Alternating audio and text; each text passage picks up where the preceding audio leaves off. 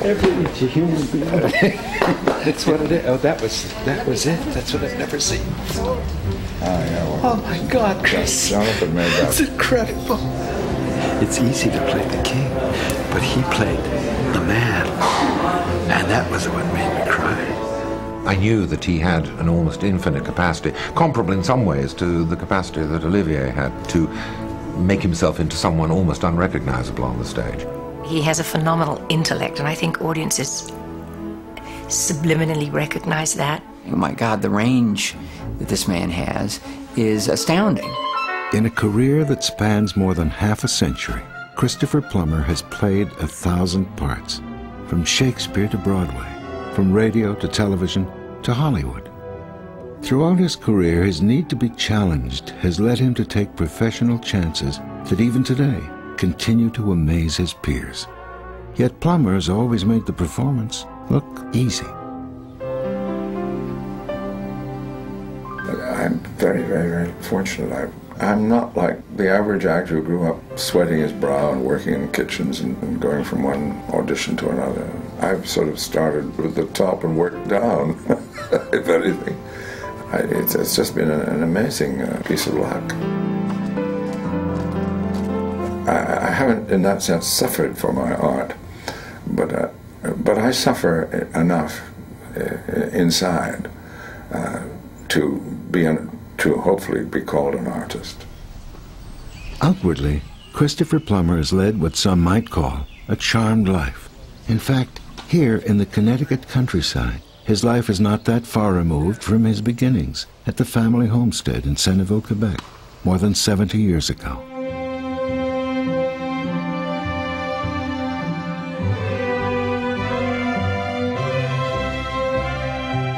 Christopher Orme Plummer was born in Toronto to John Plummer and Isabella Abbott on December 13, 1929. His life took a dramatic turn right from the start. When he was only a year old, his parents divorced, and he and his mother moved back to her family home just outside Montreal. In the 30s, divorce was a social taboo, particularly in the refined society that surrounded Centerville. Those funny old-fashioned divorces, you know, you were really, most Christmas presents that I'd received from him were sent back, so I never saw them.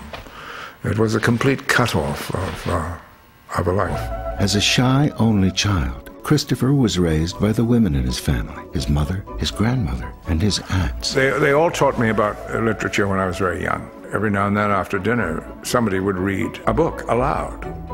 Of course, I was dying to be on. I wish they'd shut up so I could read. Obviously, I was already itching to be an actor.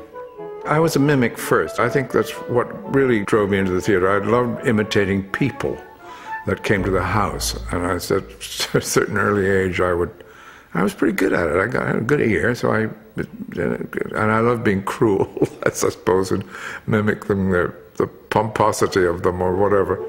I was spoiled rotten in many ways, but they taught me to have enormous respect for my elders. They did teach me manners and how to behave to older people and to listen to them. Because I was young and didn't have many friends my own age, I became attracted to older people, and I found it much more interesting being with my elders. I thank my family for that, and in a sense, that was not spoiling me, but that was training me in the right direction.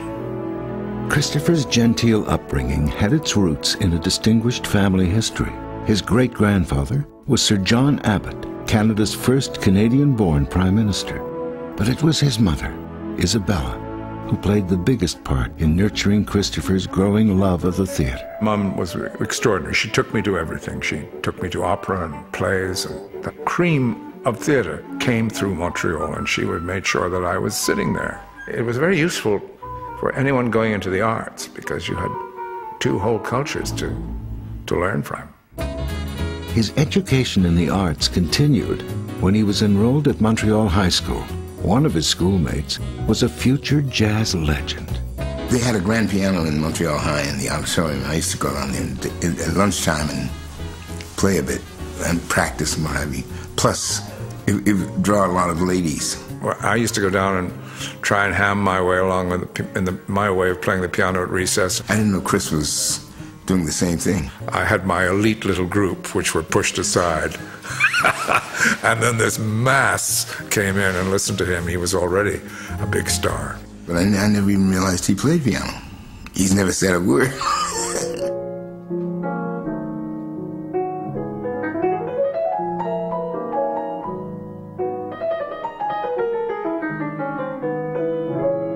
My love of music started very young, and I remember being bowled over by the magic of the lights in the theater, and that was very exciting to me. The neon glamour of Montreal in the 40s proved irresistible to a teenager already in love with the city's joie de vivre. It had fabulous nightlife, which at a very early age I became fortunately a part of. I think at 14 you could find me sitting at the Chez Paris. It was a 24-hour city. Duplessis tried to close it so many times, but it would not close, and it refused. And I refused to close with it. It wasn't long before the bright lights and the footlights lured him permanently. After a glowing review from theater critic Herbert Whittaker for his high school performance in Pride and Prejudice, he decided to follow his dream full-time. When I decided to become an actor, my mother was extraordinary. She said, go, my blessing. And she knew what a risk it was. She was the free spirit. So it was only natural that she would be on my side. She also knew I was absolutely hopeless at anything else. So there was no choice. Rosanna Seaborn Todd was a longtime friend of the family who shared Christopher's love of the dramatic. In 1945, she started a Shakespearean theater on Mount Royal called the Open Air Playhouse. At the age of 16 and 17, I was already in her productions, doing Midsummer Night's Dream and As You Like It and Cymbeline. She had a lot of chutzpah. I mean, she hired people from England. Malcolm Morley was a very well-known London director. She also hired Fyodor Komisarevsky, who was one of the gurus of the 20th century. Here I was doing Cymbeline, directed by one of the great directors of the world.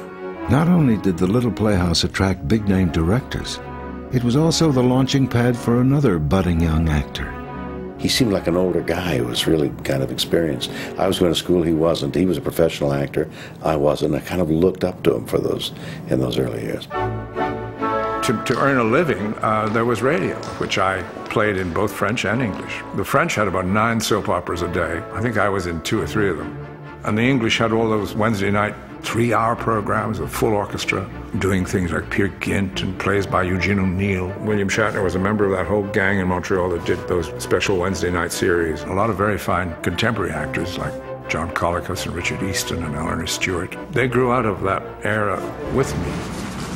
At 18, Christopher left Montreal and a blossoming radio career to join the Canadian Repertory Theatre in Ottawa. He took a chance that it would give him the training he needed to grow as an actor. I played about 100 plays there. I mean, it was just non-stop. So it was very good training because they never gave us enough time to learn the lines. So we learned to ad-lib, we had to. But nothing could have prepared him for the one role he had never had a chance to play. The stage manager came back and said, "There's a Mr. Plummer who wants to see you." He says he's your father.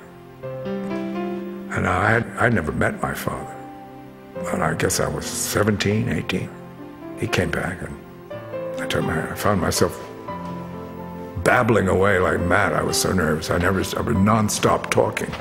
And we went out to the Chateau Laurier, where I took him to the old beverage room, which I knew very well.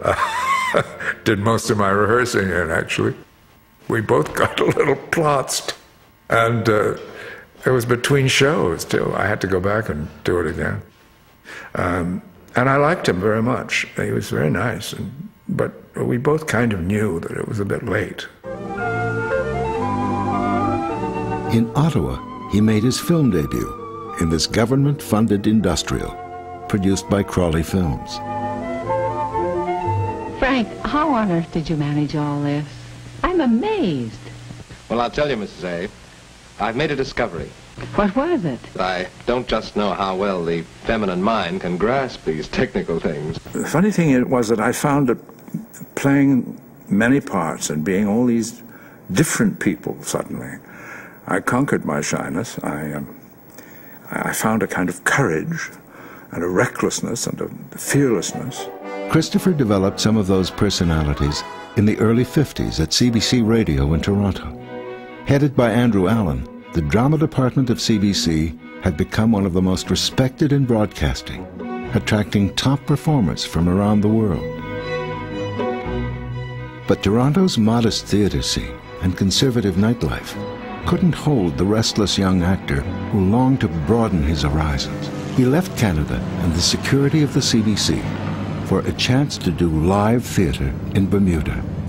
There he met some of the most influential players on the American theatre scene, including Edward Everett Horton and screen legend Ruth Chatterton, who introduced Christopher to New York theatre agent Jane Broder. Her line was, "I know that it's tough because I don't take anyone unless I've seen their work." But then she said, "And how the hell am I going to see your work unless I put you to work?" Which they don't say anymore. So she put me to work. And from then on, I really never looked back. He began a pre-Broadway tour with Catherine Cornell, a distinguished actress and manager. Toward the end of the tour, one night in Seattle went on too long, and Christopher got a wake-up call he would not forget. 12 noon, somebody came in. I was the stage manager. I said, "You know, you've just missed the understudy rehearsal, and you're about to miss the matinee." So I downed coffee and I strolled over, and they say, "Miss Cornell wants to speak to you." And I passed Tyrone Power's dressing room, and Ty Power went like this. Oh my God, I'm in for it now, man. I was trying to stay as sober as I could. I was shaking. And she just said, "What you've done is totally unprofessional, and if you don't play this matinee with the professionalism I expect of you, you will not open in New York." He made it